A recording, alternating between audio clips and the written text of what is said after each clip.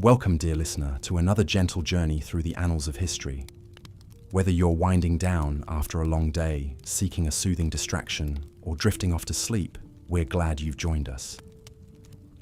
Before we begin our dive into the rough treatment of harlots in medieval times, we'd love to know where in the world you're tuning in from and what time of day it is for you. Feel free to leave a comment and let us know how far across the globe our tales reach. And if you enjoy these quiet excursions into the past, consider subscribing for more calming tales. Tonight, we'll be exploring a somber and often overlooked corner of medieval life, the world of sex work.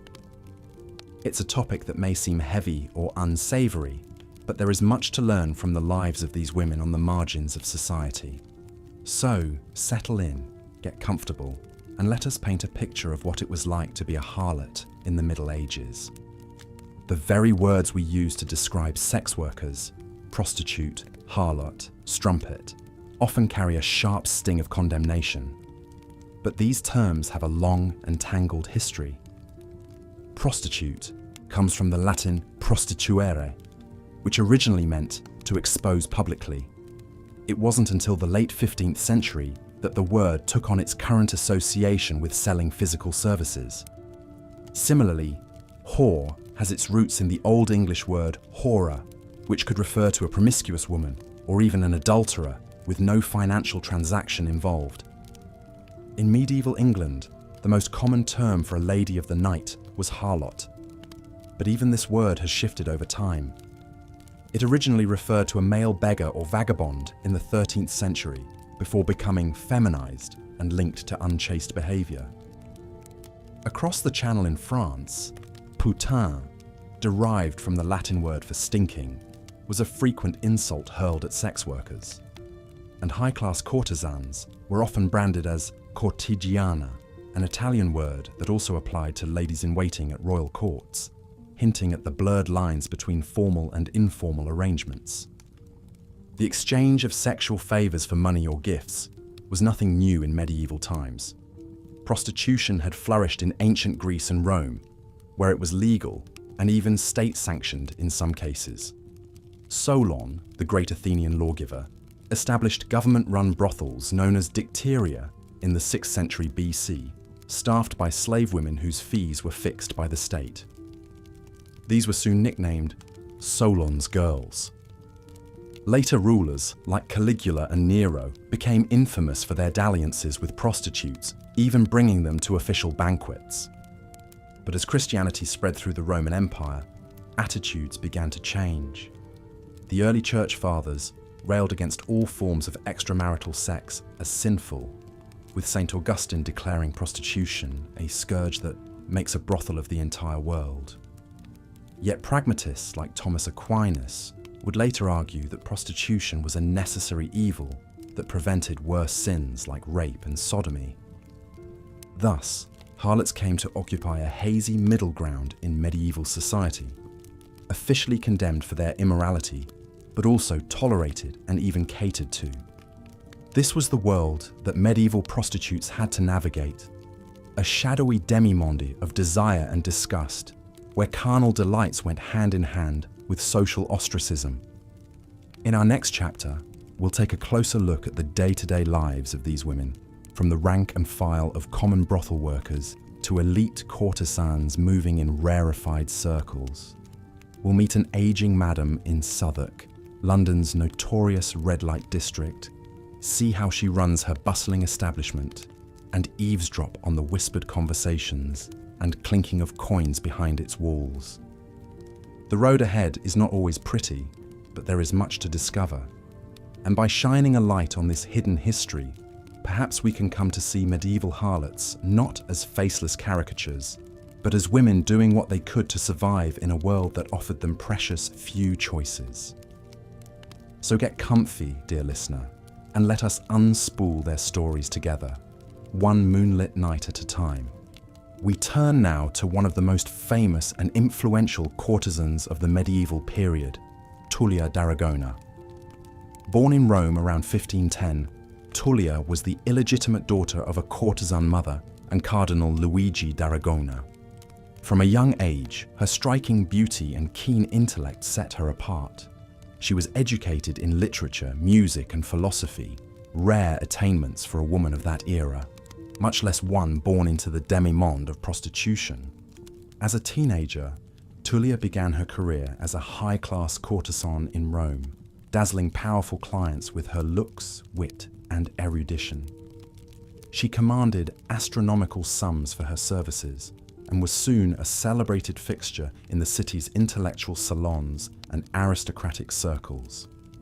Unlike common sex workers toiling in seedy back alleys, Tullia and her fellow elite courtesans enjoyed lavish apartments, exquisite gowns, and the company of princes, prelates, and poets.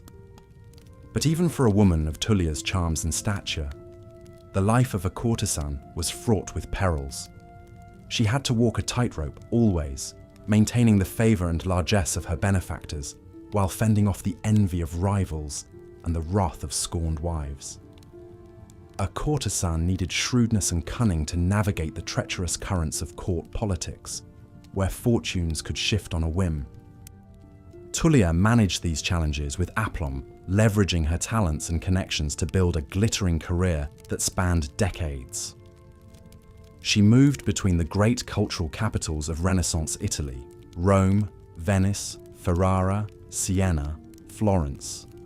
Famously, she debated the Florentine intellectual Benedetto Varchi on the nature of love, arguing passionately for a woman's right to romantic freedom and agency.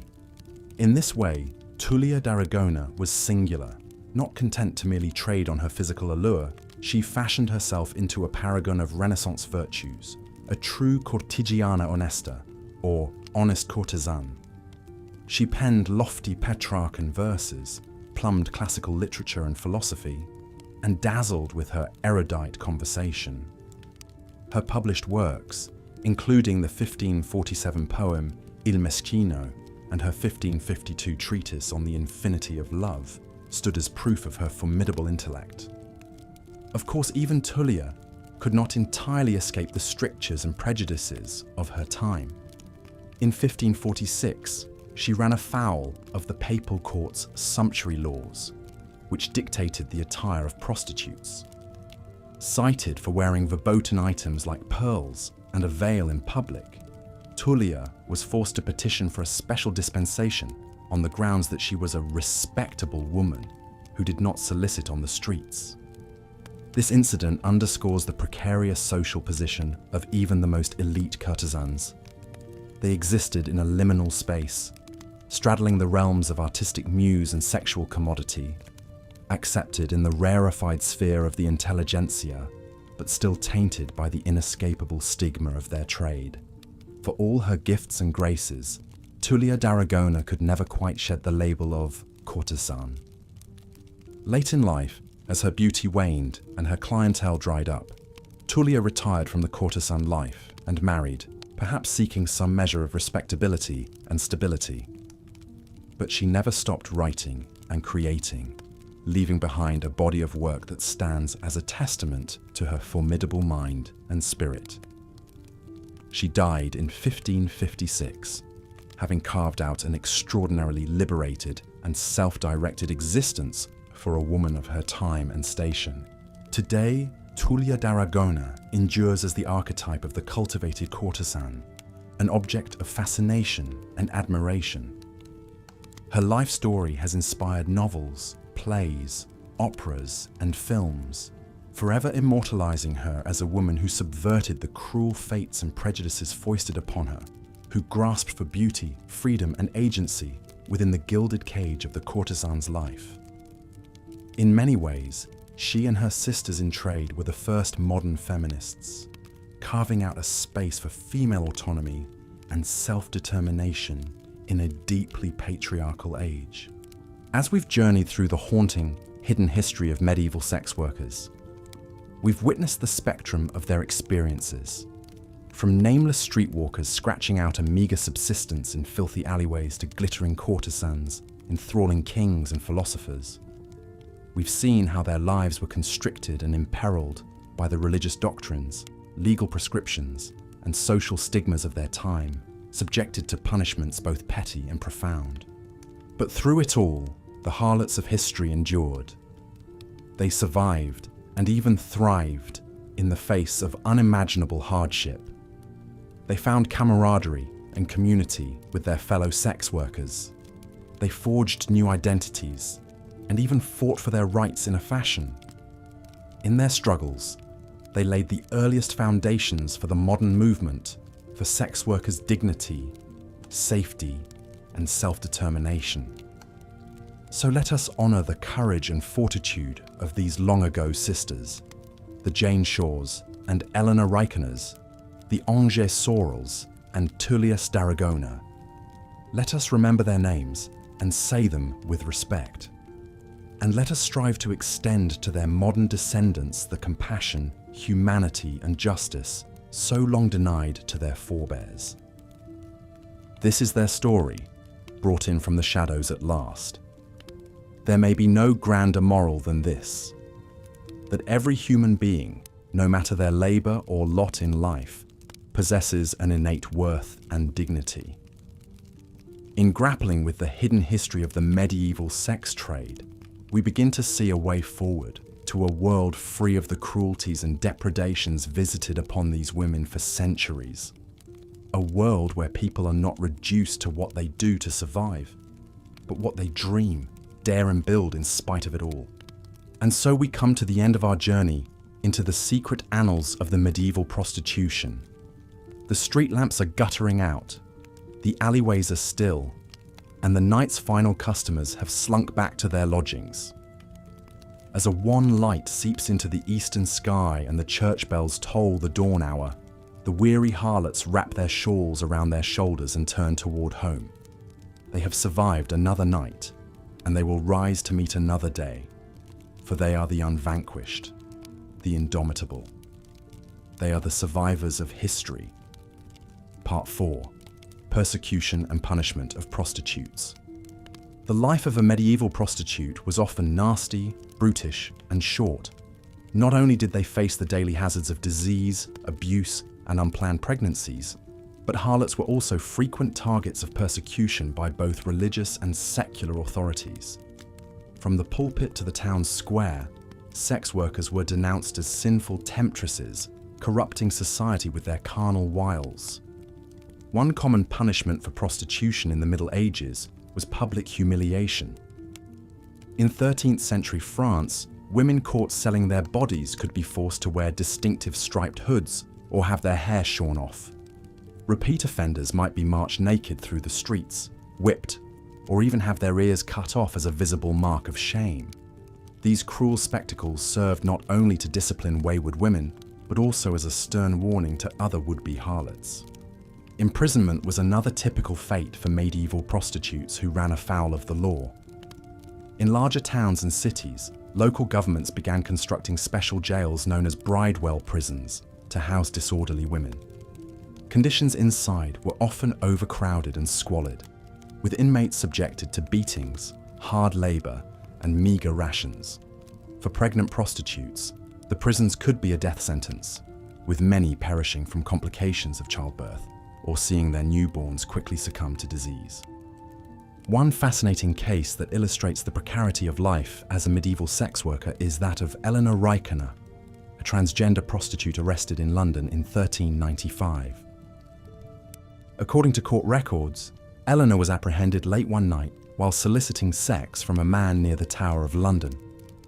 Dressed in women's clothing, Eleanor had been working as a prostitute in brothels and private residences throughout England for years, offering a variety of sexual services to male clients. What's remarkable about Eleanor's story is not so much her arrest, but the matter-of-fact way her transgender identity was treated by the court. The documents describe her as John Reikener, who goes about as a woman, suggesting a degree of tolerance, or at least resignation, to gender non-conformity among medieval Londoners. Eleanor herself insisted to the court that she should be considered a woman because she did the work of a woman, i.e. sex work and housekeeping. Alas, the tale ends there, with no indication of what ultimately became of Eleanor Reikener. Like so many of history's marginalized figures, her fate is lost to time, but her arrest record provides a tantalizing glimpse into the complexities of gender identity in the medieval sex trade. Not all prostitutes were cis women, just as not all clients were men. The erotic appetites of the Middle Ages were as fluid and varied as our own. Another weapon frequently wielded against medieval harlots was the threat of expulsion from the city walls. To authorities and respectable burghers, prostitutes were a moral scourge to be cast out beyond the margins of civilized society. In some cases, brothels were quite literally pushed to the outskirts of town, relegated to near the gallows, leper colonies, and tanneries. The message was clear: sex workers were unwelcome interlopers, barely a rung above common criminals. But such expulsions rarely lasted long. For one thing, many medieval men, including priests and prominent citizens, still wanted access to prostitute services. There was also the perennial fear that, without an outlet for male lust, women and girls of good standing might find themselves the targets of harassment or assault.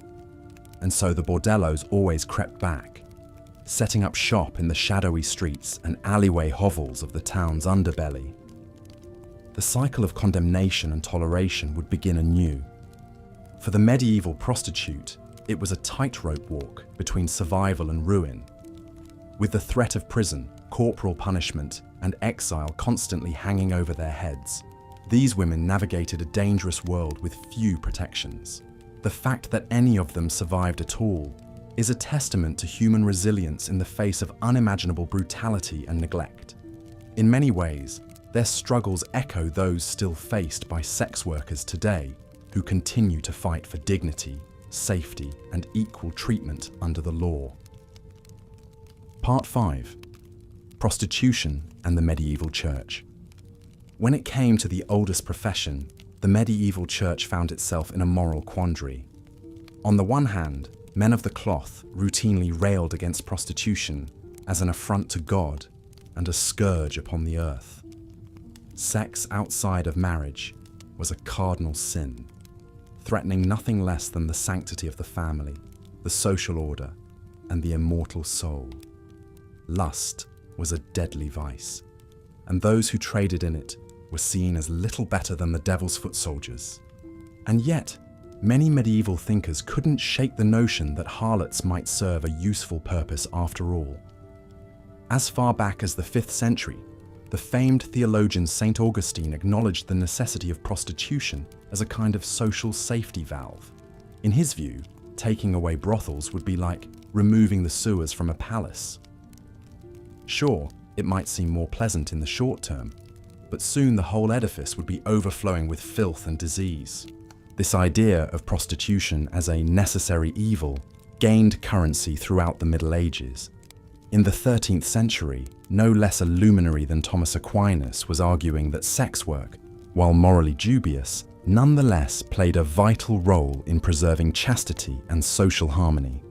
Without an outlet for male desire, Aquinas worried that men would run riot, forgetting their Christian duties and assaulting innocent virgins left and right.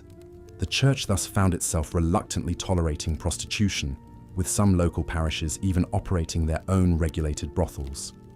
If harlotry couldn't be eradicated, the logic went, it could at least be contained and monitored in a designated zone of sin.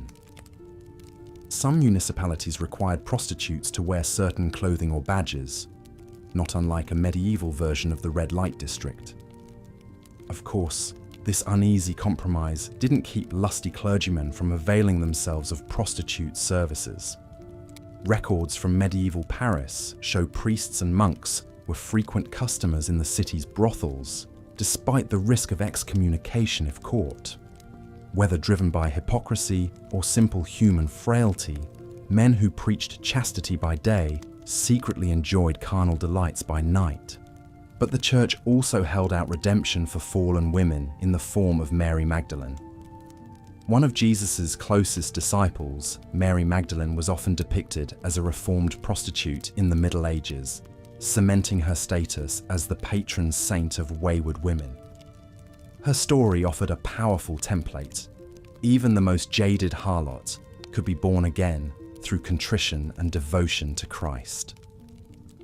Across medieval Europe, scores of Magdalene homes and asylums sprang up to redeem penitent prostitutes.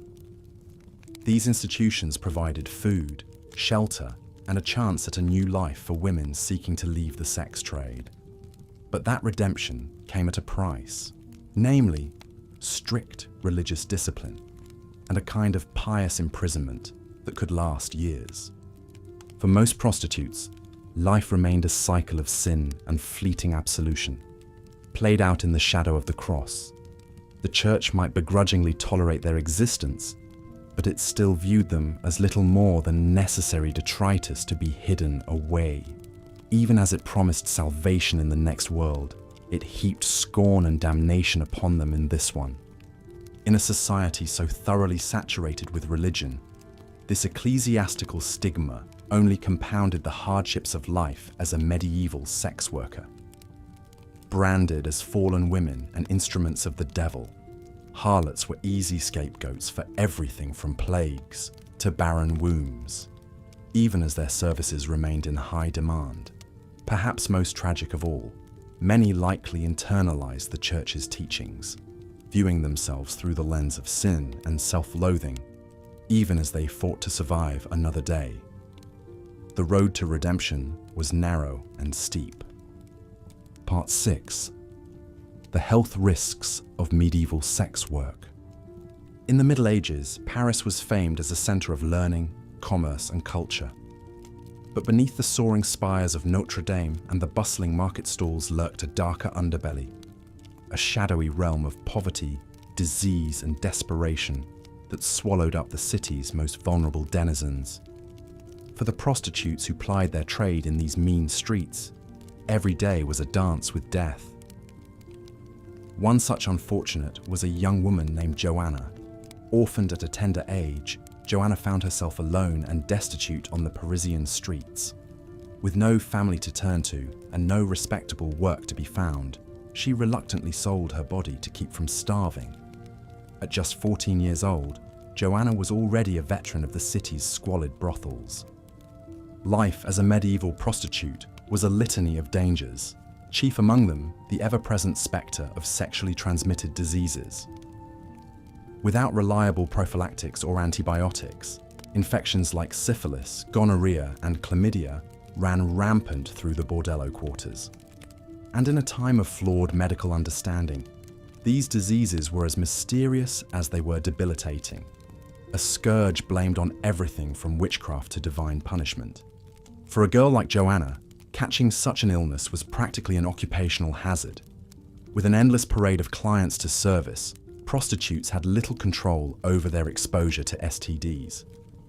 Many suffered in silence, knowing a single telltale symptom could spell the end of their livelihood. To be marked as a pox-ridden woman was to invite ostracism, destitution, and worse. And so perhaps it was only a matter of time before young Joanna's luck ran out. One fateful night, after entertaining a wealthy but diseased client, she contracted the dreaded French disease, a virulent strain of syphilis that swept through Europe in the late 15th century. Within days, Joanna was bedridden with fever, racked by joint pain and disfiguring genital lesions. In her weakened state, Joanna likely turned to one of Paris's woefully inadequate hospitals. These medieval institutions were more akin to charnel houses than places of healing, stuffed to the rafters with the poor, sick, and dying. With little understanding of contagion or sanitation, patients were often crammed into communal beds, languishing in their own filth as they awaited the release of death. Tragically for Joanna, even this grim sanctuary would be denied to her. When the hospital nuns discovered her condition and her occupation, she was cast out onto the street like so much human refuse. In the eyes of medieval society, a syphilitic prostitute deserved no Christian charity or compassion. What became of Joanna after that is lost to history. Did she eke out a few more miserable years, scraping by on whatever paltry coins her disease-ravaged body could still earn? Or did she succumb swiftly to her illness, just one more anonymous casualty of Paris's merciless streets? For countless medieval harlots, this was the inescapable fate: to live hard, die young, and vanish without a trace. Joanna's story is a heartbreaking reminder of just how cruel the Middle Ages could be for those on society's margins. Prostitutes in particular faced not only the hazards of disease, but also the callous indifference of the very institutions meant to protect the sick and the poor. In a world without social safety nets or modern medicine, falling ill was often a death sentence for sex workers. Syphilis was just one of many scourges stalking Europe's red light districts. Gonorrhea, chlamydia, genital herpes, all spread unchecked through brothels and back alleys, laying low paupers and kings alike. Without effective treatments, these diseases wrought slow, agonizing declines marked by fever, sores, blindness, dementia, and even death. Even more horrific were the complications that could arise from pregnancy and childbirth. With no access to contraception, medieval prostitutes often found themselves in the family way, a dangerous state of affairs in an era of primitive obstetrics. Miscarriages and stillbirths were tragically common, as were life-threatening conditions like preeclampsia and postpartum infections. Those harlots who did manage to carry to term faced the heartbreaking prospect of abandoning their babies to foundling homes and church steps. With no means to support a child and no hope of escaping the sex trade, countless prostitutes made the agonizing choice to surrender their infants. In an age of sky-high mortality rates, many of these cast-off children perished soon after. For the truly desperate, the spectre of infanticide loomed. Although illegal and morally abhorrent, the practice of killing or fatally neglecting newborns was an open secret in medieval Europe's grittier quarters. It was a decision born of despair, made by women who saw no other way out of their hellish circumstances. This, then, was the bleak fate that awaited so many of the Middle Ages' degraded daughters. Condemned by accidents of birth to a life of sexual servitude, they faced each day knowing it could be their last. That disease, injury, or despair might finally claim them, as it had so many sisters before them. In this pitiless world, survival itself was a fragile miracle. In our last segment, we explored the harsh realities faced by common brothel workers in the Middle Ages. From sweltering, shared hovels to abuse, disease, and exploitation, these women eked out a meagre living on the margins of society. But amidst the squalor of your average brothel, a lucky few harlots enjoyed a very different life of luxury and influence. These were the elite courtesans and royal mistresses who occupied a rare and precarious position at the highest echelons of medieval society. Perhaps the most renowned courtesan of 16th century Venice was Veronica Franco. Born in 1546 to a family of lower nobility, Franco was thrust into sex work at a young age by her impoverished mother, herself a courtesan. But Franco parlayed her wit, beauty, and intellect into a successful career, consorting with the wealthy and powerful men of Venice. From her lavish apartments, Franco entertained clients like King Henry III of France, who visited Venice in 1574. An accomplished poet, she engaged in lively discussions of art and literature with the leading minds of the day. Courtesans like Franco were expected to be charming, sophisticated companions as well as skilled lovers. Many became celebrities in their own right, the subject of gossip and adoration. But even for the most successful courtesans, their position was always tenuous. They existed to serve the whims and desires of powerful men who could cast them aside at any moment. Veronica Franco herself faced charges of witchcraft by the Inquisition, narrowly escaping execution.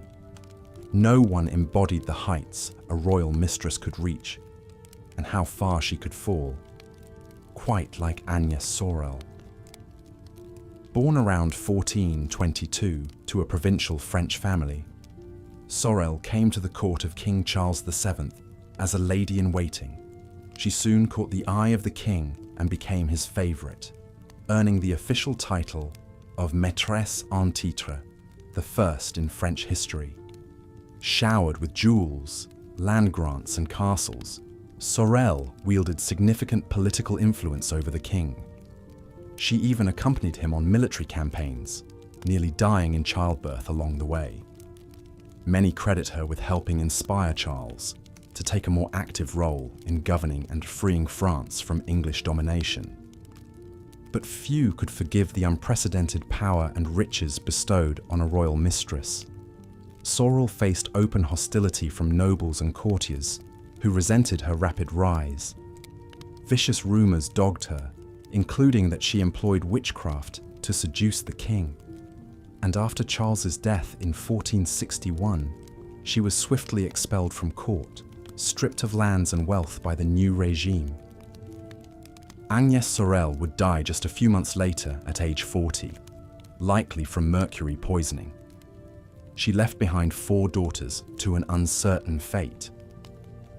While the king erected an opulent tomb celebrating his immortal beloved, Sorel's true legacy remains fraught, stained by misogynistic attacks on her character that persist to this day. Such was the double-edged sword of life as an elite medieval prostitute. You might taste the glittering heights of wealth, status, and fame, but it came at a cost. For even the most exalted courtesan or mistress could never fully escape the rigid patriarchal bonds and moral stigma of the oldest profession. These women navigated a treacherous tightrope, always one scandal or change in affections away from ruin. The same men who courted them assiduously would not hesitate to brand them as sluts and harlots when the winds shifted. It was a dazzling but unstable existence, forever vulnerable to the very sexual allure and feminine wiles that granted them a provisional seat amongst society's elite. In our next chapter, we'll explore what happened when even high-status sex workers fell afoul of medieval laws and religious strictures. The wheels of justice could be especially cruel and unforgiving to those deemed wayward women, no matter how exalted their clientele. Veronica Franco may have escaped the Inquisition, but many accused harlots were not so lucky, facing imprisonment, torture, and even death at the hands of rigidly moralistic authorities. Stay tuned as we delve further into the persecution and punishment visited upon medieval prostitutes.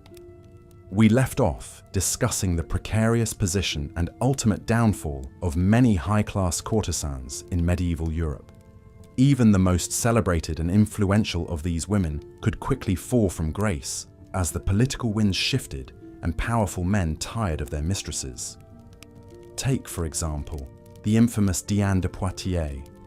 Born into a noble French family in 1499, Diane was renowned for her beauty, wit, and athleticism. She caught the eye of a young Prince Henry, and upon his ascension to the throne as King Henry II in 1547, Diane became his official mistress. The king was so besotted that he gifted Diane the magnificent Château de Chenonceau and allowed her unprecedented political influence. Yet not everyone was pleased with a mistress wielding such power. Henry's wife, Catherine de' Medici, saw Diane as a threat and bitter rival. As long as Henry lived, Diane was untouchable. But when the king died in a jousting accident in 1559, everything changed. Within days, Diane was forced to hand over her chateau and treasures to Catherine. Stripped of wealth and status, she lived out her remaining years in obscurity. Such reversals of fortune were all too common for even the most celebrated courtesans. No matter how wealthy and influential they became, their position was always precarious and dependent on the affections and whims of men in power. At any moment, a younger rival, a jealous wife, or a cooling of passions could spell their downfall. Of course, high-class courtesans made up only a tiny fraction of sex workers in the Middle Ages. For the vast majority of prostitutes, life was far from glamorous. Most worked in squalid, dangerous conditions, enduring abuse, illness, and social stigma on a daily basis. And if the hazards of the job didn't end their lives prematurely, persecution from civil and religious authorities often did. In Part 4, we'll take a closer look at the brutal punishments meted out to prostitutes in the Middle Ages. From public floggings to expulsion from cities, harlots faced harsh consequences for plying their trade. Yet one defiant woman stood up to fight against this injustice. Bronisława Szymanska was born into a poor family in the 15th century Poland. With few options available to her, she turned to sex work to survive, working in the brothels of Krakow. Conditions were grim, with rampant abuse and exploitation by both clients and brothel owners. Bronisława dreamed of a better life for herself and her fellow prostitutes. In 1455, she did the unthinkable. She went to the city council and demanded reforms to Poland's prostitution laws. Bronisława was a gifted speaker, and her impassioned pleas swayed some councilmen. Over the fierce objections of brothel owners and many clergy, a series of decrees were issued. Harlots could keep a larger cut of their earnings. Abusive clients faced fines and jail time. And city officials were to inspect brothels regularly for mistreatment. It was a small step, but a remarkable victory at a time when prostitutes were seen as expendable and beneath concern. Bronisława herself did not get to benefit from the reforms for long.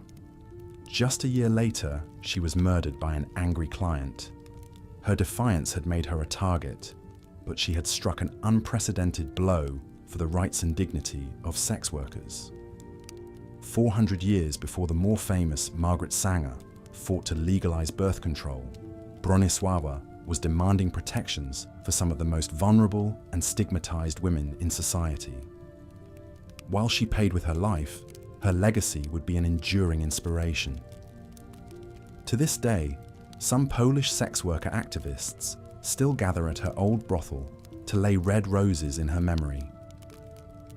Of course, these small legal protections did not end the persecution of prostitutes. Harlots continued to face arrests, imprisonment, corporal punishment, and even executions throughout the medieval period and beyond. In our next section, we'll meet a woman subjected to the ultimate penalty for the crime of prostitution. In 1565, a Spanish sex worker named Mariana de Castro was arrested in the city of Seville. Her crime: allegedly bewitching men with love magic to lure them into vice. The charge of witchcraft was a convenient way for authorities to make an example of an infamous local harlot. Despite her pleas of innocence, Mariana was convicted and sentenced to death. On the morning of her execution, she was paraded through the streets, enduring jeers from the crowd. At the city centre, she was tied to a stake atop a pile of dry wood. As the flames began to rise around her, Mariana lifted her head to the sky, reciting the Hail Mary prayer as the smoke poured from her mouth. Mariana's execution sent a clear message about the cruel consequences awaiting any woman who dared to defy sexual mores. Her story spread throughout Spain as a cautionary tale. As we'll see, religious condemnation of harlots often went hand in hand with tacit acceptance of prostitution as a social necessity. This contradiction would come to a head with the advent of the Protestant Reformation in the 16th century. In the next part, we'll examine how the medieval Catholic Church grappled with the moral dilemma of sex work and meet some of the pious women caught in the middle. The romanticized image of the alluring courtesan, draped in silks and dripping with jewels, is a far cry from the harsh reality most medieval sex workers faced. For the vast majority of harlots, life was a brutal, desperate struggle for survival in a society that simultaneously demanded their services and condemned their existence.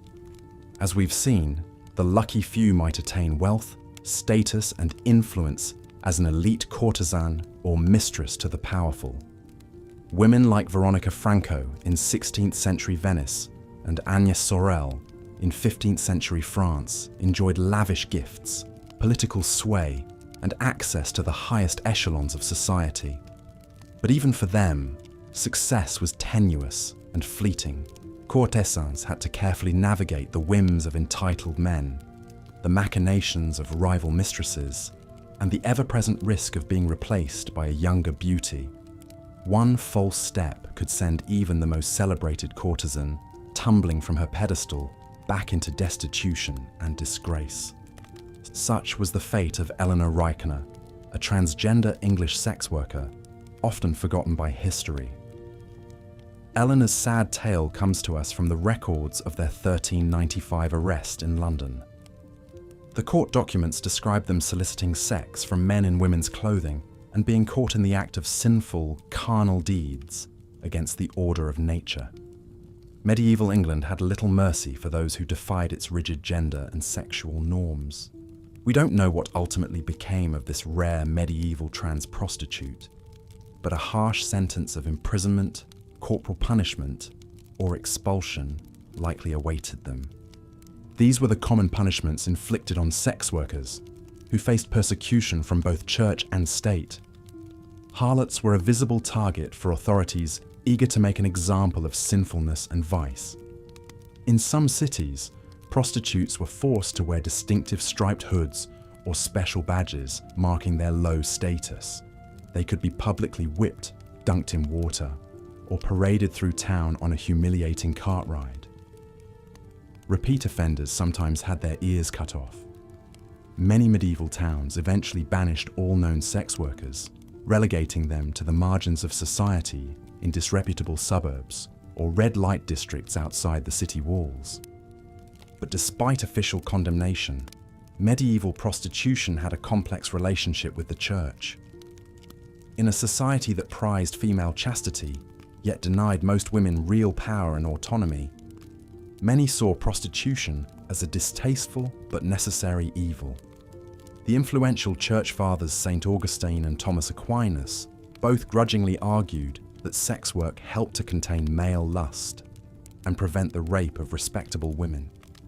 Some priests and clergymen, supposedly celibate themselves, secretly frequented brothels. A few harlots managed to win the church's respect through acts of profound penance and devotion. Saint Mary of Egypt was said to be a prostitute in Alexandria who saw the error of her ways and retreated to the desert for decades of harsh asceticism.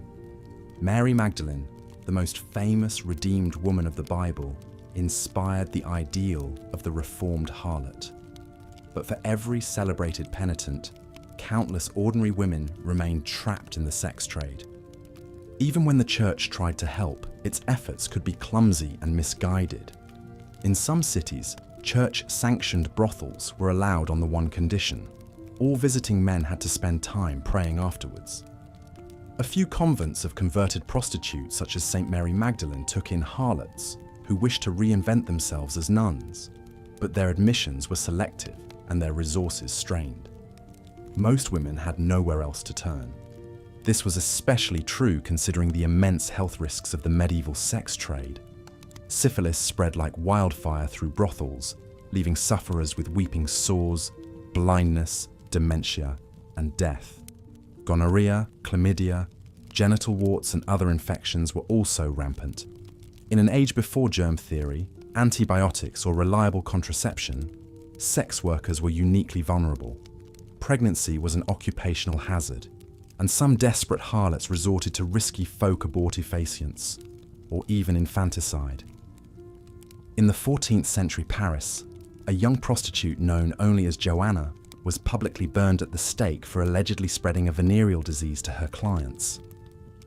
Her awful fate speaks to the disposability of sex workers in medieval society. Powerful men might enjoy a harlot's company behind closed doors, but she'd be the first to suffer if calamity struck. Joanna's prospects were bleak from the start. Fatherless, impoverished, and lacking any support system, she likely turned to prostitution as a last resort. We'll never know the full tragedy of her short life and cruel death. She stands in for the many anonymous sex workers whose suffering is lost to history, Yet even in this grim context, a few extraordinary women managed to rise above their circumstances and shape the world around them. Veronica Franco is probably the most famous Venetian courtesan who ever lived. Born in 1546 to a family of nobles turned courtesans, Veronica followed in her mother's footsteps and took her first lover at the age of 18. A ravishing beauty with a keen intellect, she soon became the most celebrated cortegiana onesta, or honest courtesan, in the city. Her patrons included cardinals, princes, and even the King of France. But Veronica was no one's passive plaything. She wielded the weapons of wit, charm, and erudition to hold her own in a masculine domain. An accomplished poet, she published 2 volumes of refined Petrarchan verse and helped establish the literary salon as a key feature of civilized society. Her 1580s court case, in which she stood accused of witchcraft by a jilted lover, became a citywide scandal and a public referendum on female sexuality. Veronica defended herself so eloquently that she won not only acquittal, but public sympathy. She continued to entertain prestigious guests and admirers until her death, likely of syphilis, in her early 40s. Veronica's dramatic life story has inspired paintings, plays, novels, and an eponymous 1998 erotic drama starring Catherine McCormack. Today, she endures as both an evocative metaphor for Venice itself, seductive, cultured, and unfettered by conventional morality, and an intriguing proto-modern heroine who combined sexual allure with real personal and intellectual independence. She may seem exceptional, but she also gives us a glimpse of how some enterprising women made the best of a raw deal and worked the system to their own benefit and self-determination. At the other end of the social scale were women like Marion Lahome, an English peasant who lived a hand-to-mouth existence in the muddy streets and taverns of Colchester in the 1370s. Hauled repeatedly before the local court for drunkenness, theft, and of course harlotry, Marion endured a carousel of short jail stints while continuing to drink heavily and sell her body for a few pennies. Reading between the lines of the terse court rolls, we can recognize a woman trapped in a cycle of poverty, addiction, and exploitation, vilified and punished by the same society that produced her poverty and pain. For every glamorous Veronica Franco, 100 Marions suffered in squalid anonymity. Yet whether perched in a palace or lurking in an alleyway, all these women were simply trying to survive in a deeply patriarchal civilization with few options. As the centuries progress, we can trace a long road from medieval prostitution to the sex workers' rights movement of today. In the 1970s, French sex workers occupied churches to protest police harassment and unsafe working conditions, much like their medieval foremothers in sanctioned brothels. The famous red umbrella, a key symbol of the movement, has its roots in the red hand lanterns that once marked brothel quarters in medieval Venice and Amsterdam. Today, as the debate over decriminalizing sex work rages on, it's clear that the stigma and marginalization of the profession have deep historical roots.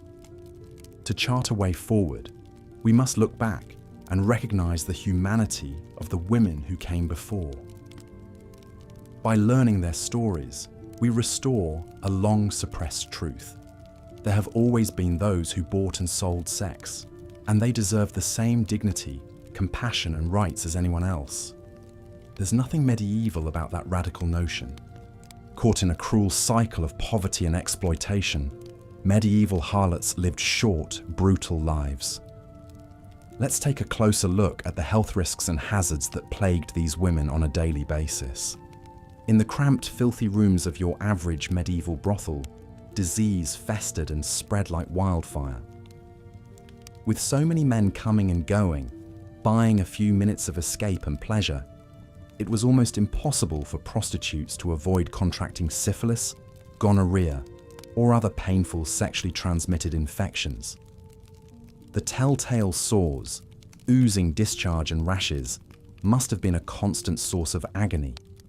Yet the women had no choice but to keep working if they wanted to survive. You see, there was no penicillin or antibiotics in those days to quickly cure such ailments.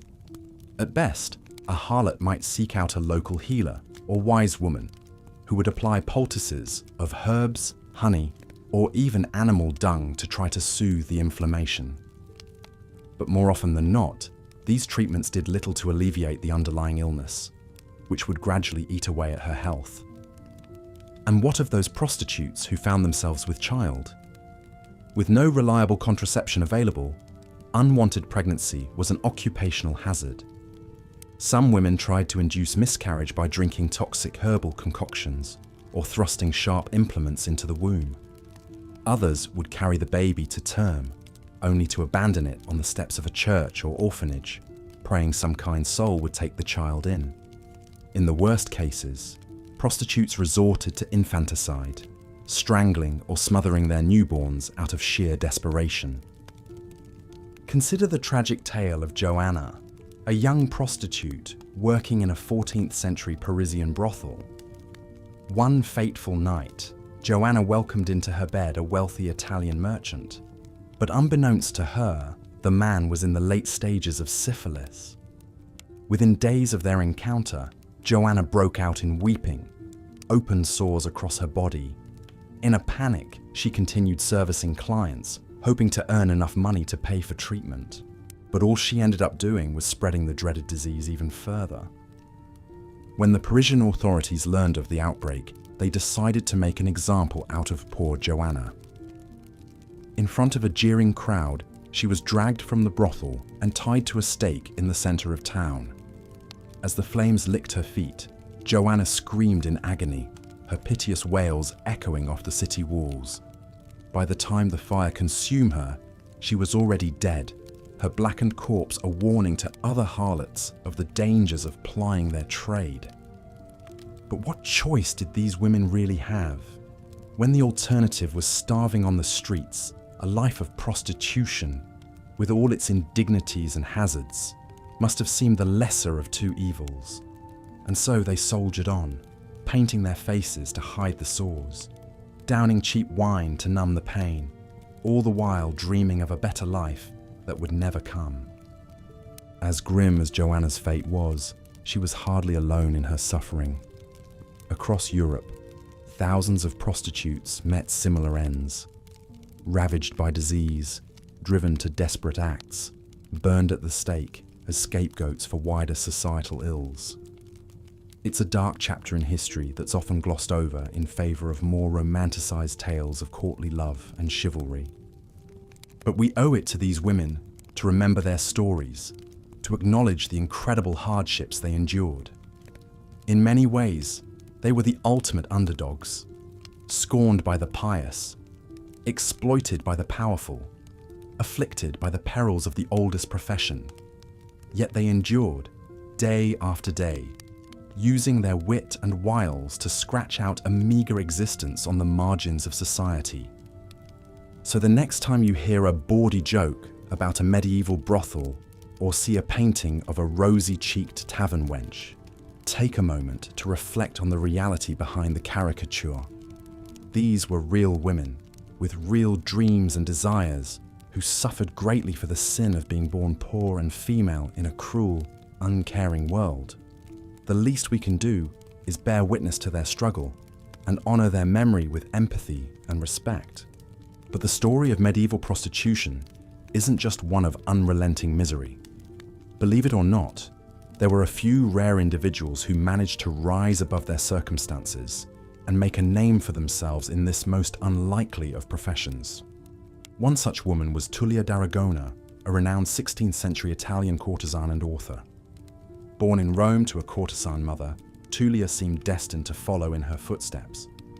But from an early age, she displayed a keen intellect and a love of learning that set her apart from her peers. Under the tutelage of some of Italy's finest scholars, Tullia blossomed into a witty, erudite young woman, equally at home discussing poetry and philosophy, as she was entertaining clients in the bedchamber. As her reputation grew, Tullia began to move in elevated circles, counting noblemen, cardinals, and even the King of France among her admirers. But she was no mere plaything for powerful men.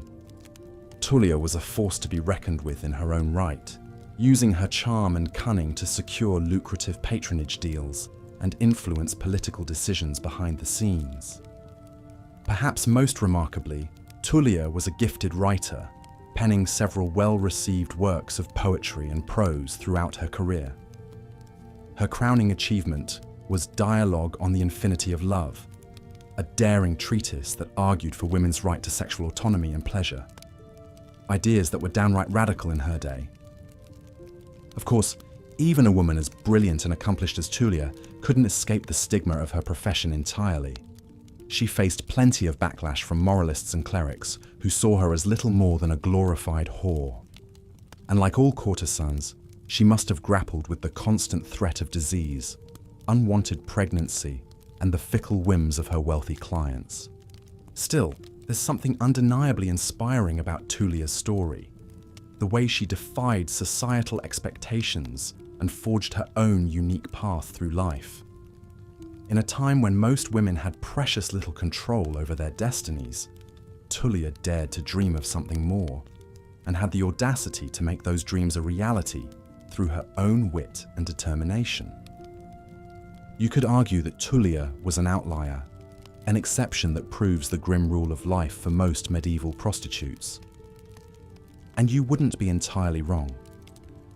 But I prefer to see her as a beacon of hope, a glimmer of light in an otherwise dark and harrowing history. She reminds us that even in the bleakest of circumstances, the human spirit is capable of extraordinary resilience and ingenuity. So while we rightly mourn the countless nameless harlots who suffered in silence and obscurity, let us also celebrate the rare few who managed to rise above their station and make their mark on the world. Their stories may be the exception rather than the rule, but they're no less valuable for it, for they remind us of the incredible potential that lies within every human being, no matter how humble their beginnings. As we come to the end of our journey through the seedy underbelly of medieval Europe, what are we to make of this complex, often contradictory history? How do we reconcile the brutal reality of life for most prostitutes with the romanticized tales of high-class courtesans that have captured the popular imagination? Perhaps the answer lies in acknowledging that the truth, as usual, is somewhere in between. Yes, the vast majority of medieval harlots led short, miserable lives marked by poverty, violence, and disease. But that doesn't negate the fact that a select few, like Tullia d'Aragona or Veronica Franco, managed to carve out a measure of agency and autonomy within a system designed to exploit and degrade them. Nor should we forget the incredible resilience and ingenuity of the common brothel worker, who used every tool at her disposal, from crude folk remedies to carefully cultivated alliances with local officials, to survive in a world that seemed hell-bent on destroying her. These women may not have had the luxury of penning elegant treatises or schmoozing with royalty, but they were no less heroic for it. At the same time, we must be careful not to romanticize or sanitize the grim realities of medieval sex work. The fancy gowns and witty repartee of the elite courtesan were the exception, not the rule, and even they were forced to navigate a treacherous landscape of male desire and societal condemnation. The fact that a handful of women managed to thrive in such circumstances shouldn't blind us to the suffering of the vast majority who did not. Ultimately, the story of medieval prostitution is one of both extraordinary resilience and terrible oppression, of glimmers of hope amidst overwhelming despair. It's a messy, complicated history that defies easy moralizing or pat conclusions. But one thing is certain: these women, from the lowliest back alley prostitute to the most celebrated courtesan, deserve our respect and our remembrance. They were not faceless victims or passive objects of male desire, but complex human beings who fought tooth and nail for their survival and their dignity in a world that sought to deny them both.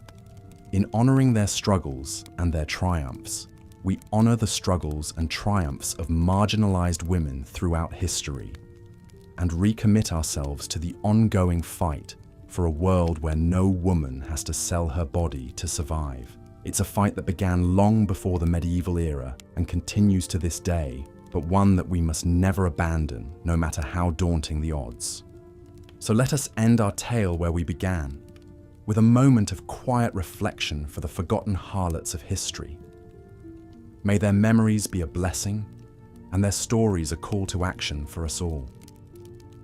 Thank you for joining me on this journey through the dark and complicated world of medieval prostitution. I hope you found it as illuminating as it was unsettling, and that it inspires you to look at history and the world around you with fresh eyes and an open heart. Good night and sweet dreams. Continuing the script from the previous section, Agnes Sorel's story illustrates the dizzying heights that a few lucky medieval courtesans were able to reach. But for the vast majority of prostitutes, life was a constant struggle against persecution, punishment, and the ever-present threat of violence. In the eyes of the law and society, sex workers were seen as immoral temptresses at best, and dangerous criminals at worst. Most medieval cities had harsh laws on the books against prostitution, and women caught selling their bodies could face brutal consequences. Imagine the scene. It's a chilly morning in late 14th century London. At one of the city's many local courts, a woman stands before the magistrate, her eyes downcast and her hands bound in front of her. She's been arrested for prostitution, and she knows all too well the punishment that likely awaits her. The magistrate regards her with a mixture of disgust and pity. He declares her guilty and sentences her to a public whipping to be carried out immediately in the town square. The woman trembles but remains silent as the bailiff drags her outside. A crowd has already gathered to watch the spectacle. The woman is tied to a wooden post, her back bared. She bites her lip to keep from crying out as the whip cracks across her skin again and again, leaving bloody welts in its wake. Some in the crowd jeer and hurl insults, while others turn away in horror or shame. Such scenes were all too common in medieval cities across Europe. Public floggings, time in the stocks, and even maiming and execution were all used to punish women caught engaging in sex work. In some cases, their heads were shaved to mark them as harlots. In others, they were paraded through the streets in disgrace before being run out of town. One of the most fascinating cases of medieval persecution of sex workers is that of Eleanor Reichner, a trans prostitute working in 14th century London. According to court records from 1395, Reichner was arrested for cross-dressing and sleeping with men, including several local priests. The transcript of Reichner's interrogation is a rare and incredible historical document. In it, she testifies to living and working as a woman named Eleanor for years, wearing dresses and makeup and taking on both male and female lovers. She even describes moving from town to town whenever suspicions about her true gender started to spread. Despite her defiant testimony, Reichner was ultimately convicted under England's strict anti-sodomy laws. We don't know for certain what became of her after the trial, but given the usual punishments meted out to cross-dressing prostitutes, it was likely a grim fate. Reichner's story highlights how medieval sex workers lived under multiple, overlapping forms of oppression. In addition to the stigma and danger of prostitution, those like Reichner who deviated from sexual and gender norms risked even harsher recriminations from the state and society. This multi-pronged persecution often culminated in campaigns to expel sex workers from medieval cities entirely. In 1161, King Henry II ordered all prostitutes to be rounded up and exiled from London. A century later, Louis IX banished all women of evil life from France. Other kingdoms and city-states imposed dress codes, geographic restrictions, and curfews on known harlots. The goal was usually less to eradicate prostitution completely, however, than to segregate it to the literal and figurative margins of respectable society. Many towns eventually established official red light districts on the outskirts where prostitution was tacitly tolerated. There, tucked away in dark alleys and cramped brothels, medieval sex workers endured a precarious existence defined by abuse, exploitation, and the looming threat of arrest and punishment. The law saw them as criminals to be confined and controlled, but offered precious little protection from the dangers and degradations of the trade. Though a handful of famed courtesans enjoyed lavish gifts and political sway, the reality for common prostitutes was near constant persecution. Whether chained up for a public whipping or driven out of town like a pariah, they lived at the mercy of a society all too eager to judge and punish them. While medieval harlots faced widespread ostracism and abuse from most corners of society, there was one institution that had an especially fraught relationship with prostitution: the Catholic Church. On the surface, the Church took a stern moral stance against sex work, condemning it as a sin and a threat to public morality. Yet behind this pious facade, the reality was much more complex and contradictory. Many prominent theologians, including St. Augustine and Thomas Aquinas, reluctantly condoned prostitution as a necessary evil. They argued it was better to allow men an outlet for their lustful urges, rather than risk them seducing respectable wives and daughters into adultery. This attitude led the Church to tolerate and even manage prostitution in certain contexts. Some medieval cities had bishop-licensed brothels, where sex workers operated under the supervision and protection of local clergy. The madams of these establishments were expected to swear an oath of loyalty to the Church and pay a cut of their earnings in exchange for immunity from prosecution. The Church also oversaw special hospices and convents that took in fallen women and worked to redeem them through prayer and penance. These institutions were seen as a vital bulwark against moral decay, as they removed temptations from the streets and restored harlots to the path of righteousness. Yet this charitable vision often clashed with the harsh reality within their walls. Many women committed to these institutions against their will, and some escaped only to return to sex work. Others endured prison-like conditions and abuse at the hands of their religious overseers. Even as the Church outwardly condemned prostitution, there is ample evidence that individual priests and even high-ranking clergy were frequent clients of sex workers. Court records and personal letters reveal instances of priests caught visiting brothels or keeping mistresses.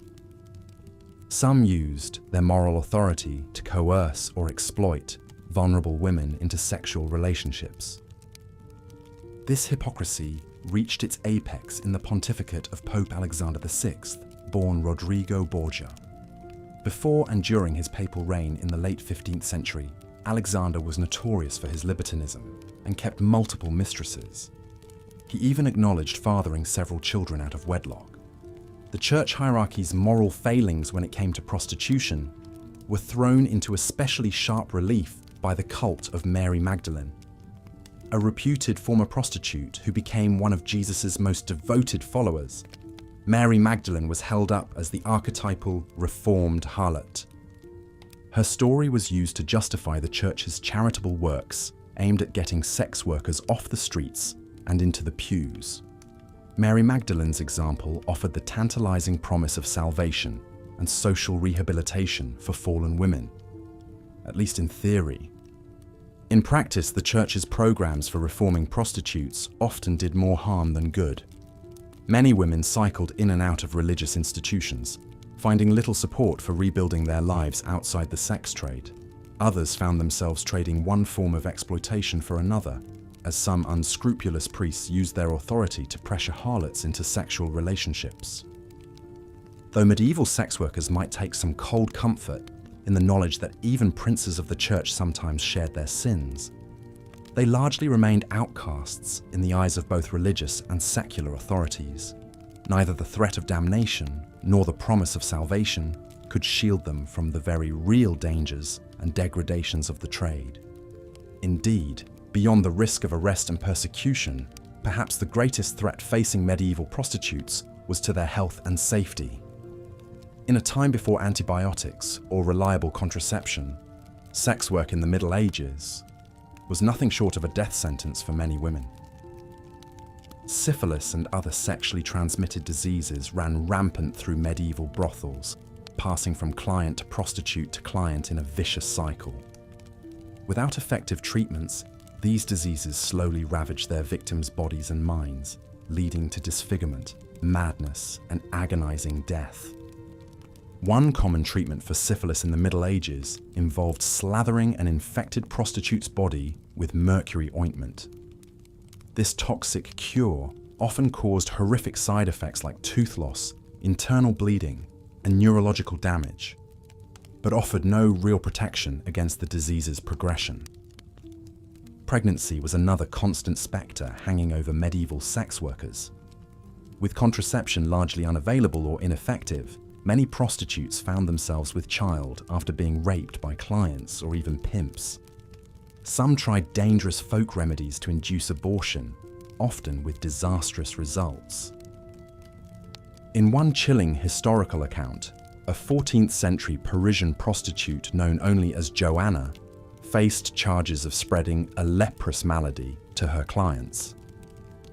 Whether this referred to syphilis or some other disease is unclear. What we do know is that as punishment for her crimes, Joanna was publicly tortured and burned alive. Joanna's grisly fate highlights the cruel indifference of medieval society toward the suffering of sex workers. Trapped in a dangerous trade with no legal protections and little access to medical care, harlots' lives were often nasty, brutish, and short. Many prostitutes met their end anonymously, succumbing to festering diseases or perishing in the squalid conditions of the brothels. Others died at the hands of violent clients or corrupt authorities. But whether by illness, injury, execution, or sheer despair, death was a constant companion for the medieval sex worker. Given the many cruel fates that befell medieval harlots, it's perhaps no wonder that even the more successful often came to tragic ends. The 16th century Venetian courtesan Veronica Franco, famed for her wit and erotic writings, saw many of her fellow courtesans poisoned, maimed, or driven to suicide by the rigors of the trade. Franco herself would die alone and in poverty, having lost her wealth and status in later years. For the vast majority who never achieved Franco's level of renown, a life of suffering and an early grave were all but assured. Yet even against such grim odds, some managed to rise above their station, at least for a time. One of the few medieval harlots to gain lasting fame and influence was Tullia d'Aragona, a 16th century Italian courtesan and author. Born in Rome to a courtesan mother, Tullia quickly gained renown among the Italian intelligentsia for her beauty, wit, and erudition. Mixing philosophy, poetry, and seduction, she charmed her way into the favor of dukes, cardinals, and even the King of France. Her salon in Venice became a renowned gathering place for artists and intellectuals, where Tullia presided as the star attraction. But even as she reached the pinnacle of courtly society, Tullia never forgot her roots in the demi-monde. She wrote eloquently about the plight of sex workers and the injustices they faced. In her most famous work, a philosophical dialogue called On the Infinity of Love, she boldly challenged the sexual double standards of her time. For a few glittering years, Tullia seemed to defy the usual script for women of her profession. But in the end, even she could not escape the stigma and instability of life as a sex worker. Beset by financial troubles and fading beauty, she died in relative obscurity, leaving behind a complex legacy. On the one hand, Tullia's story speaks to the transformative power of intellect and charisma to transcend even the direst circumstances. Her example gave hope to other ambitious courtesans dreaming of a grander existence. But Tullia was also the exception that proved the brutally unfair rule for most medieval harlots. Her singular rise only cast the grim reality facing her less fortunate sisters into harsher relief. As the sun set on the Middle Ages, the lot of the common prostitute remained as precarious and degrading as ever.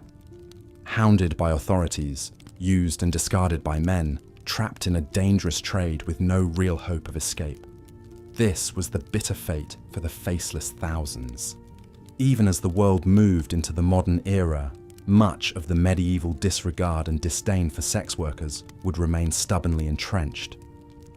Only in recent times have activists and advocates begun the long, difficult work of dismantling these attitudes and fighting for the rights and dignity of those in the sex trade. But the first step toward justice is acknowledging the humanity behind the often harrowing statistics.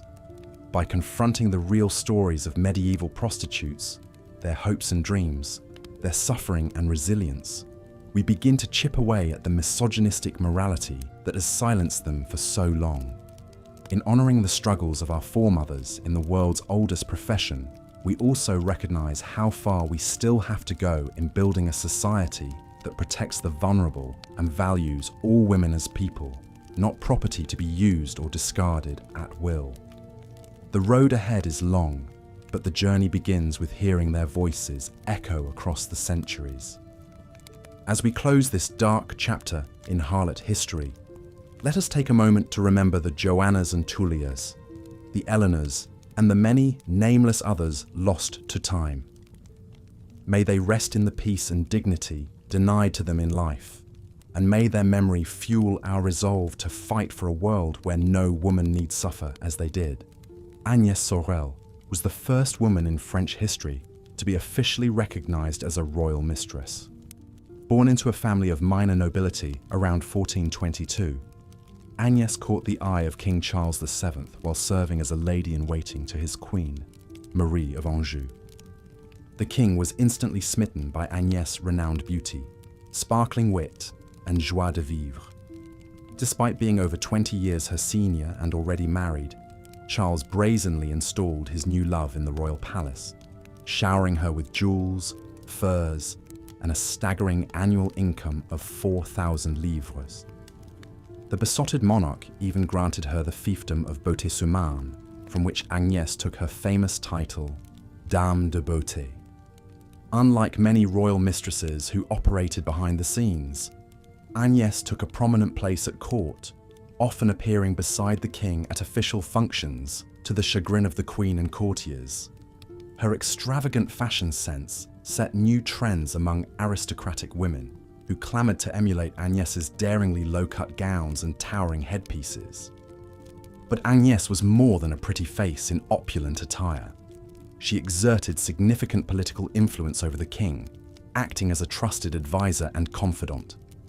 Her support for the French army during the 100 Years' War earned her the respect of many soldiers and commanders.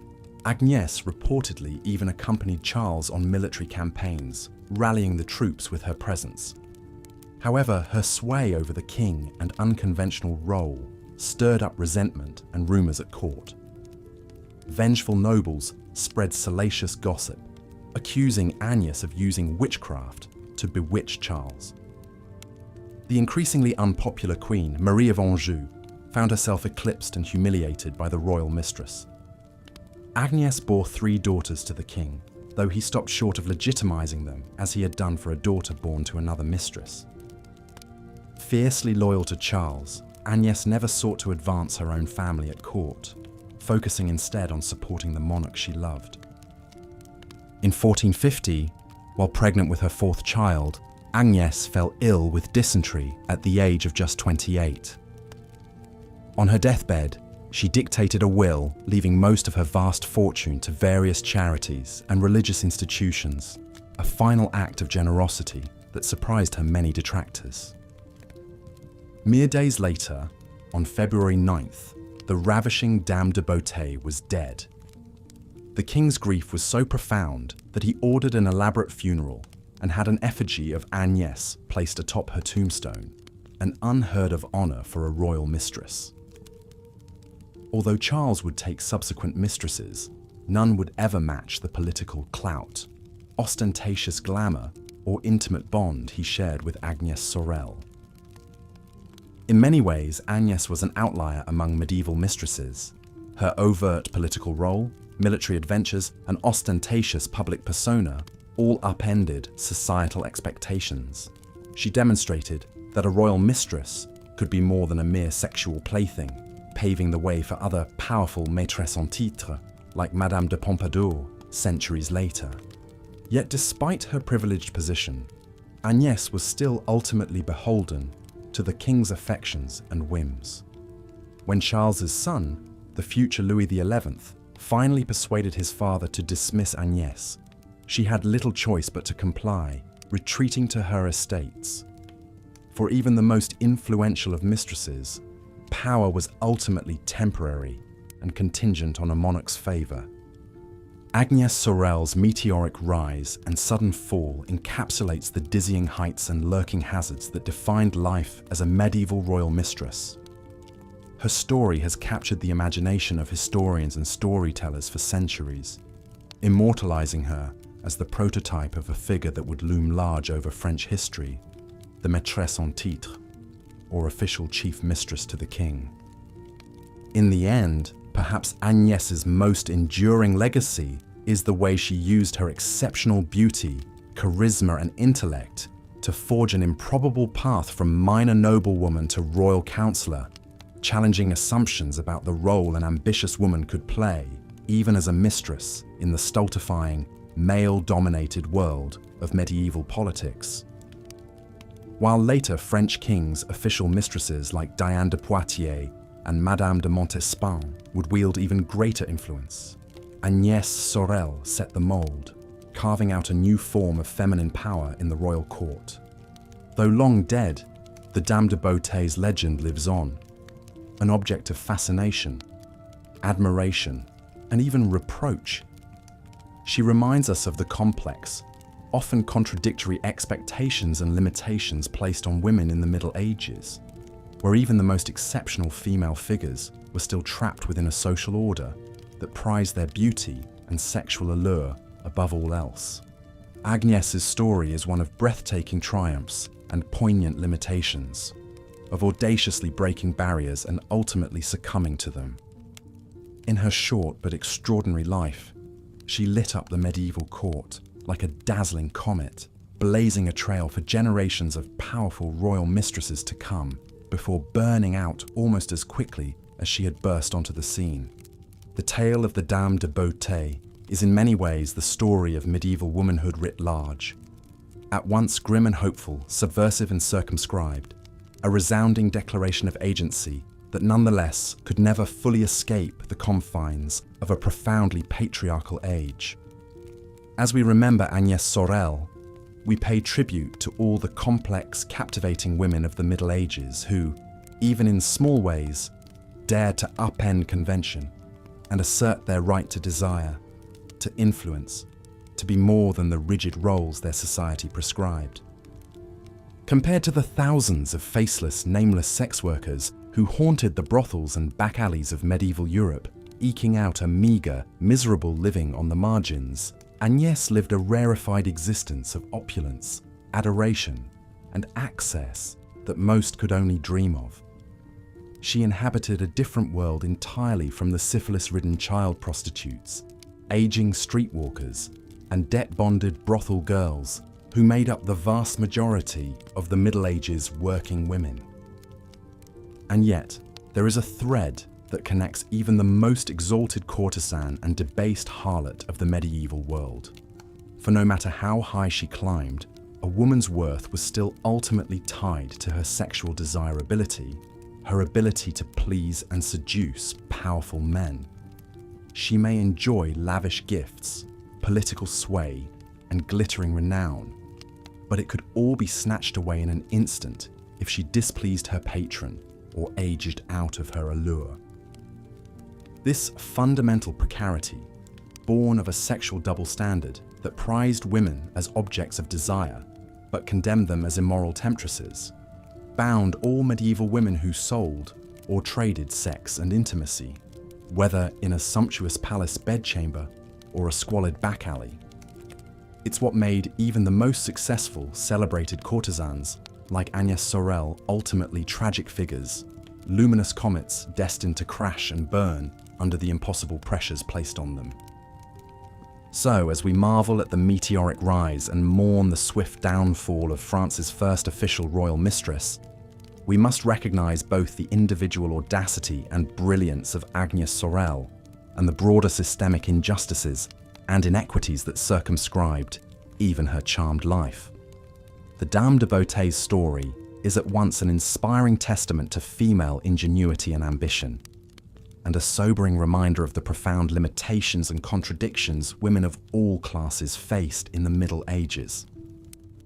In pondering her remarkable, still resonant life, we confront the age-old question: how do you make a meaningful difference, forge an identity, exercise influence and agency in a world stacked overwhelmingly against you? It's a quandary that vexed medieval prostitutes and princesses alike, and one that women across the globe still grapple with today, albeit in very different contexts. Perhaps the enduring allure of Agnès Sorel's story is that it defies easy answers or pat conclusions.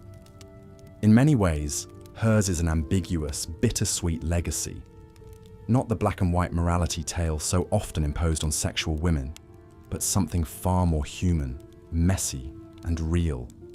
She was at once a hapless victim of her social order and an audacious rebel against it, an object of desire and an active, desiring subject in her own right. Agnès invites us to set aside our assumptions and knee-jerk judgments, and instead embrace the complexity, nuance, and fundamental humanity of even the most unorthodox or stigmatized female figures.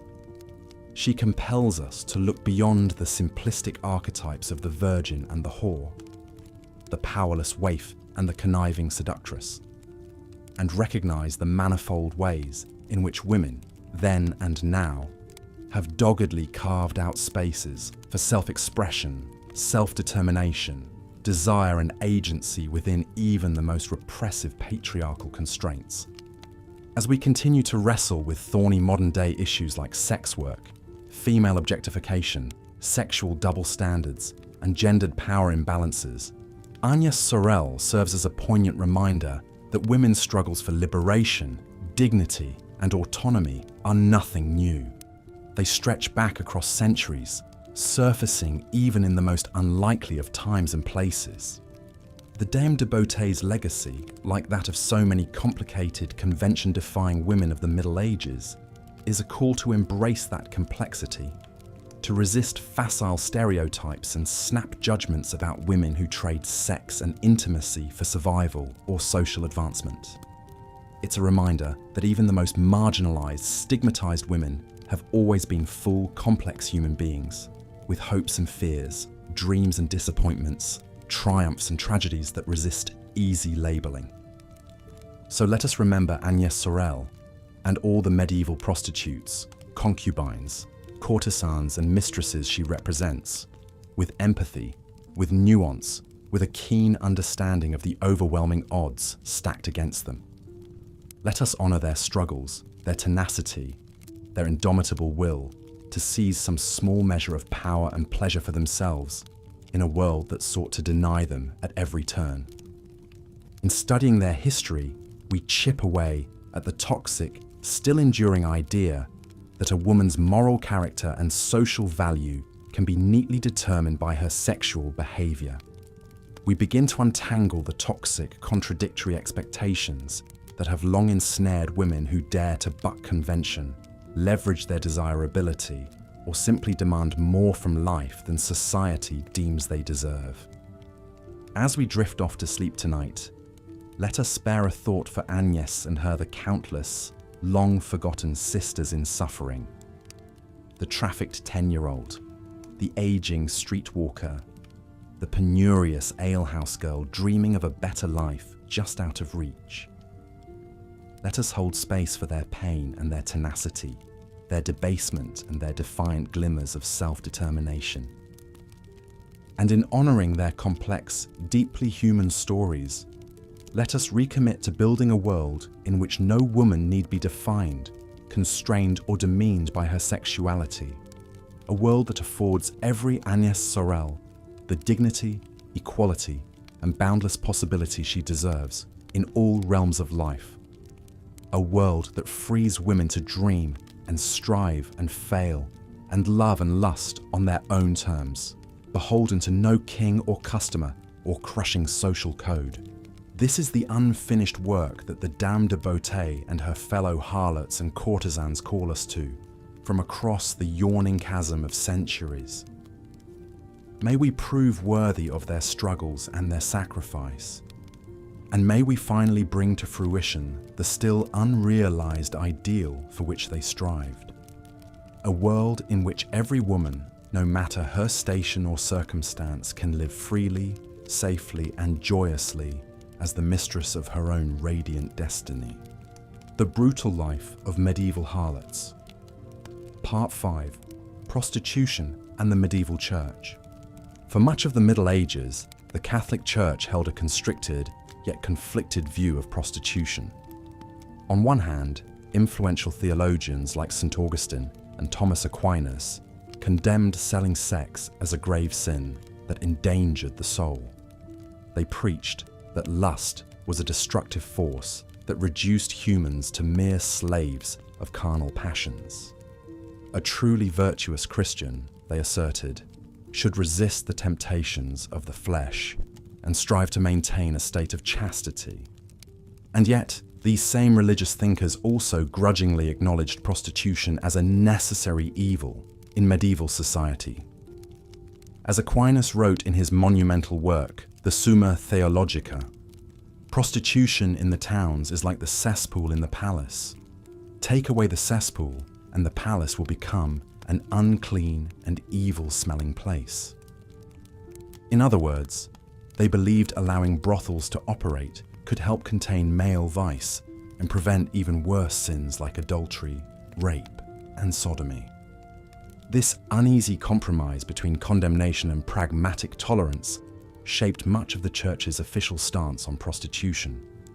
In the 13th century, Pope Innocent IV actually licensed brothels in Avignon, the seat of the papacy at the time, in an attempt to regulate the sex trade. Licensed sex workers were required to wear distinctive clothing and pay taxes to the Church. However, such efforts at legalization and control were often short-lived and inconsistently applied. More often, medieval church leaders railed against prostitution in fiery sermons, while turning a blind eye to its continued practice. Many priests and bishops, after all, secretly saw sex workers themselves. The hypocrisy was so widespread that in 1490, one Franciscan friar wrote, "Clerics, and priests in particular, flock to brothels, and sin with harlots more than laymen do." The Church also held up the figure of Mary Magdalene, the alleged reformed harlot and devoted follower of Jesus, as a model for fallen women to emulate. Preachers frequently invoked her story to encourage prostitutes to abandon their sinful ways and find redemption in religious life, as Magdalene supposedly did. Some former sex workers did find refuge in convents and monasteries, living out their days in quiet service and atonement. However, for the vast majority of medieval prostitutes, this ideal of spiritual deliverance remained a distant dream. Most lacked the resources or social support to leave the sex trade and face the constant realities of violence, exploitation, and dire poverty. The medieval church, while sporadically sympathetic, did far more to judge and punish sex workers than to meaningfully help them. Part 6. The health risks of medieval sex work. Beyond the moral perils so feared by the church, prostitution in the Middle Ages carried severe, often deadly physical risks. Sexually transmitted diseases ran rampant through brothels, turning them into vectors of infection for the wider populace.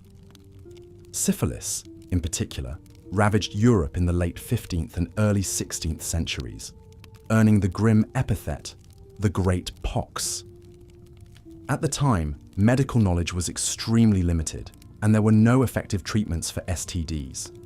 Syphilis could progress from painful sores and rashes to disfiguring ulcers, dementia, and organ failure. Other common conditions included gonorrhea, chlamydia, and genital herpes, all of which could lead to infertility, chronic pain, and death if left untreated. Sex workers, who often saw multiple clients a day in unsanitary conditions, were especially vulnerable to contracting and spreading these diseases. In an era without condoms or antibiotics, there was little they could do to protect themselves. The use of primitive contraceptives like sea sponges or animal membranes did little to prevent infection. Pregnancy was another ever-present danger for medieval prostitutes. With no reliable form of birth control, many sex workers endured multiple unwanted pregnancies over the course of their short lives. Some attempted risky herbal abortions or resorted to infanticide, abandoning or even killing their newborns to avoid the burden of raising a child alone in abject poverty. The story of Joanna, a 14th century Parisian prostitute, illustrates the deadly consequences that could befall women suspected of spreading disease. In 1307, Joanna was arrested and charged with infecting multiple men with what was likely syphilis. After a hasty trial, she was condemned to death by burning at the stake as an example to other poisonous harlots. Her tragic fate reflects the cruel scapegoating and criminalization that sex workers often suffered in times of epidemics. For countless women like Joanna, the health hazards of sex work were inextricably intertwined with the moral stigma and legal persecution they faced. With little public sympathy or recourse, medieval prostitutes suffered immense physical and psychological tolls, their bodies literally bearing the marks of social sin and disease. In this way, the sickness and pain endured by sex workers was not just a personal cross to bear, but a product of oppressive power structures that devalued their lives and well-being. Part 7. The legacy of medieval prostitution. The echoes of medieval harlot struggles reverberate to the present day, shaping enduring attitudes and policies around sex work. Many of the same stigmas, legal restrictions, and dangers faced by women in centuries past still confront sex workers in the modern world. The rhetoric of religious conservatives who view prostitution as an affront to traditional values has its roots in medieval theology. At the same time, the radical notion that sex work is work and calls for decriminalization trace back to the few open-minded thinkers of the Middle Ages who argued for tolerance and empathy towards prostitutes. Just as it is now, the medieval sex trade was a deeply stratified world of haves and have-nots. For every glamorous, lavishly kept courtesan like Tullia d'Aragona, the 16th century Italian noble and published author, there were innumerable nameless streetwalkers living hand to mouth. D'Aragona, famed for her wit, beauty, and literary talent, entertained princes and poets in Renaissance salons. Her intellectual gifts and sexual empowerment earned her a place in the canon of women's history. However, her rarefied experience as an educated upper-class sex worker was worlds away from the exploited teenagers or destitute widows walking the wharves.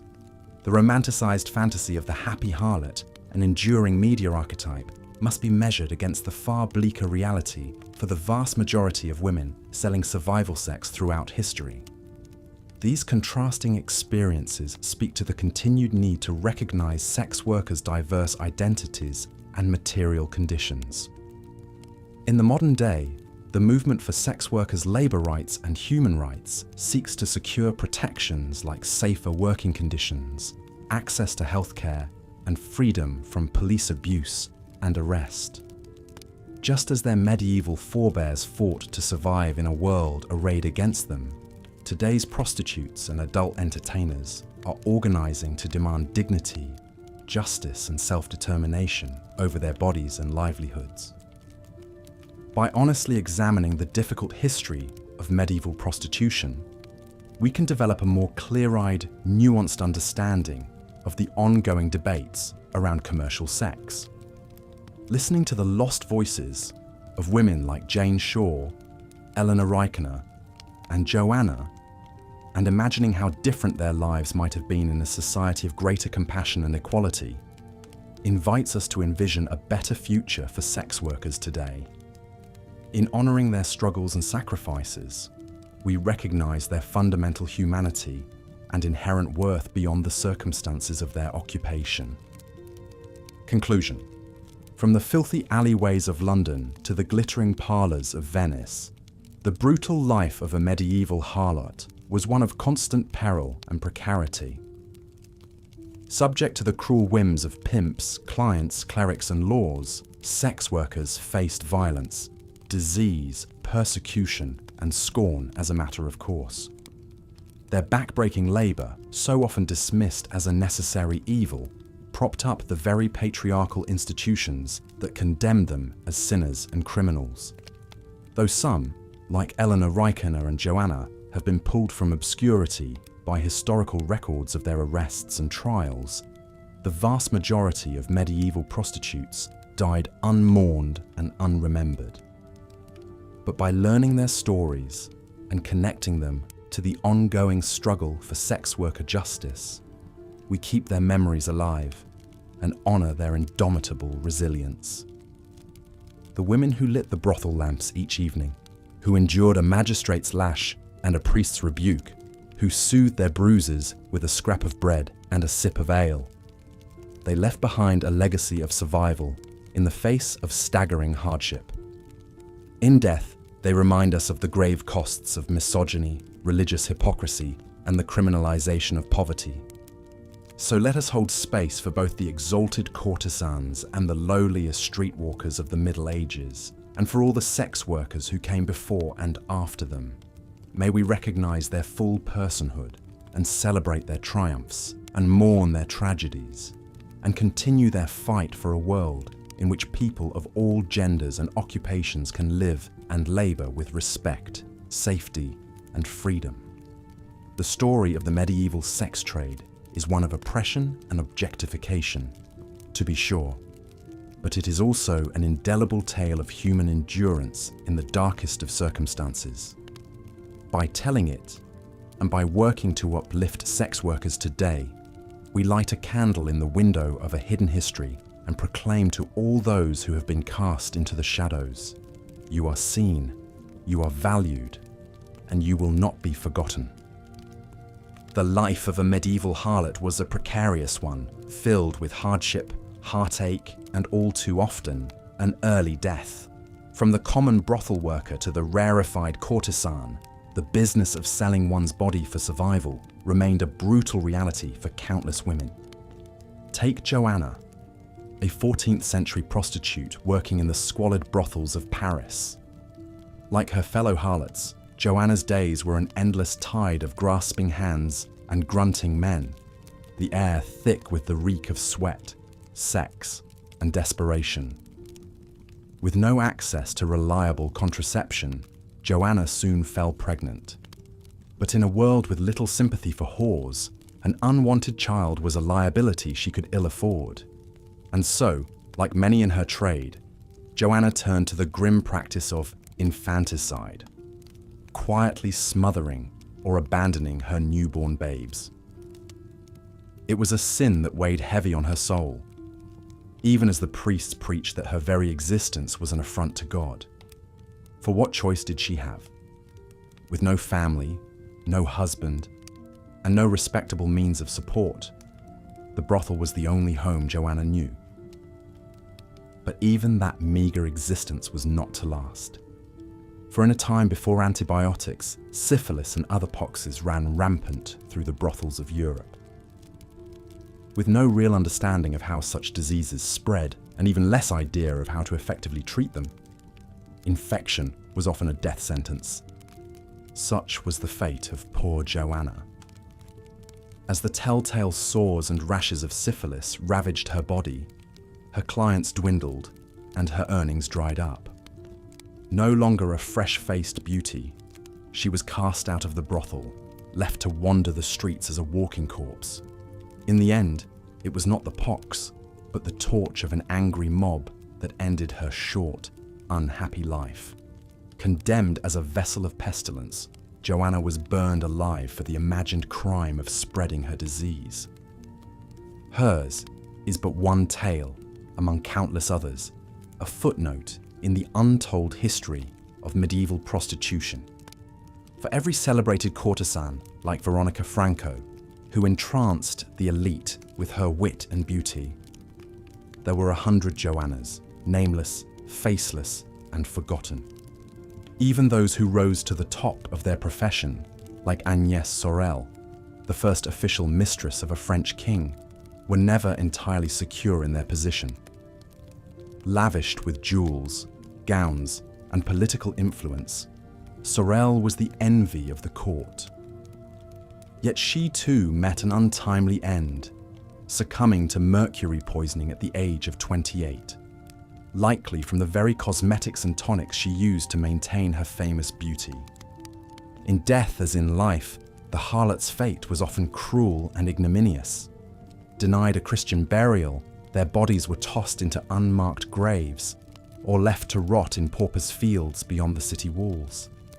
In some cases, the church even sanctioned the use of their remains for medical dissection, a final violation in a life already steeped in indignity. Yet for all their suffering, it would be a mistake to paint medieval prostitutes as mere passive victims. Within the narrow confines of their world, many of these women showed remarkable resilience, ingenuity, and even solidarity. Take Eleanor Reichener, a trans sex worker arrested in London in 1395. In court records, Reichener's defiant testimony offers a rare glimpse into the life of a medieval prostitute on her own terms. Unapologetic about her trade, she regales the court with tales of pickups in churchyards and bawdy encounters with priests and friars. At a time when cross-dressing was a criminal offence, Reichner even brags of servicing clients while dressed as a woman, a bold declaration of agency in an age of rigid gender norms. Or consider the unnamed whores of Avignon, who in 1441 banded together to protest the church's attempt to expel them from the city centre. Marching through the streets with makeshift banners and throwing stones at church officials, these women mounted a fierce, albeit unsuccessful defence of their right to live and work within the city walls. Theirs was a sisterhood born of shared hardship, a glimmer of defiance in the face of a society all too eager to condemn them. In the end, perhaps that is the most enduring legacy of the medieval harlot, the simple fact of her existence, her refusal to be erased from history. In a world that sought to silence and shame them, these women scratched and clawed for their very survival, leaving behind a complex record of resilience, resistance, and above all, humanity. For all the romantic notions of the hooker with a heart of gold, the truth is that the vast majority of medieval prostitutes lived and died in obscurity, their passing unmarked and unmourned. They were the other against which proper society defined itself, the fallen woman held up as a cautionary tale to keep wayward daughters in line. Yet in their struggles, their small acts of rebellion, and even in their most desperate deeds, medieval harlots remind us of the indomitable will to live, to carve out some sliver of autonomy in a world aligned against them. Theirs was a sisterhood of the shadows, a quiet kinship forged in the darkest corners of history. And so, as we drift off to sleep, let us spare a thought for these forgotten women, for Jane and Joanna, for Eleanor and Agnès, and for the countless others whose names have been lost to time. In the grand tapestry of human history, their threads may be faint and frayed, but they are no less a part of the weave. May their stories endure, and may they rest, at long last, in power. As we've seen, the life of a medieval prostitute was fraught with danger, hardship, and scorn from a deeply hypocritical society.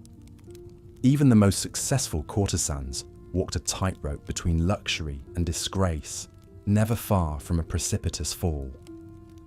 Take Tullia d'Aragona, renowned 16th century Italian courtesan, poet and philosopher. Born in Rome to a courtesan mother, Tullia's wit, beauty and education granted her access to the most rarefied circles of Renaissance society. She counted dukes, cardinals, and celebrated artists like Girolamo Muzio among her lovers and patrons. At the height of her fame, Tullia's lavish apartments played host to salons where the greatest minds of the age engaged in elevated discourse. In a time when most women were denied a formal education, Tullia penned highly regarded poems and essays, even a work of philosophy entitled On the Infinity of Love. Her collection of sonnets exploring the complexities of love cemented her reputation as an accomplished woman of letters. Yet even Tullia could not escape the stigma and legal perils of her profession. In 1545, she faced charges in Florence for refusing to wear the yellow veil, marking her as a registered prostitute. Only intervention from her powerful Medici patrons saved her from imprisonment or worse. As her beauty faded with age, Tullia retired from court life and died in obscurity. For all her talents and glittering connections, this singular woman was ultimately still seen as little more than a concubine to be used and discarded. Her remarkable story epitomizes the fleeting glories and lurking hazards faced by even the most elite of sex workers. From streetwalkers in seedy alleyways to courtesans in silken finery, the medieval view of prostitutes as souls lost to sin and lust has cast a long shadow.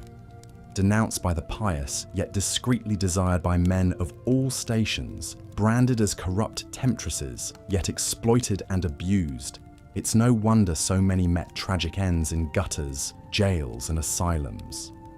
But by peering back through time to recognize their suffering and basic humanity, we begin to challenge the tired tropes and stereotypes that still cling to sex workers today.